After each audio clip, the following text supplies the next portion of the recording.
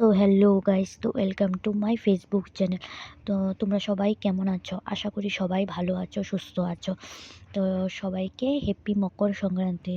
তো আমি আজকে কি করেছি সবটা তোমাদের সাথে শেয়ার করতে পারবো না, কেননা আমি সবটা তোমাদেরকে দেখাতে পারবো না, আমি ভিডিও করতে পারিনি।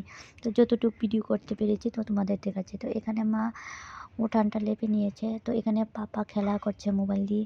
তারপর আমি ঘরটা গোছানোর জন্য ঘরটাতে সব কিছু বের করে ঘরটা গুছিয়ে ফেলেছি।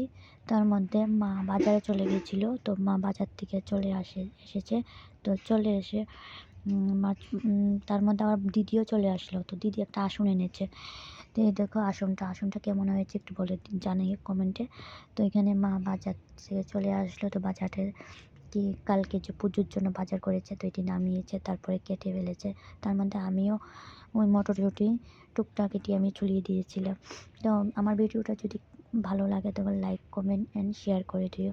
তো তোমরা সবাই ভালো থেকো, সুস্থ থাকো। Good night, by.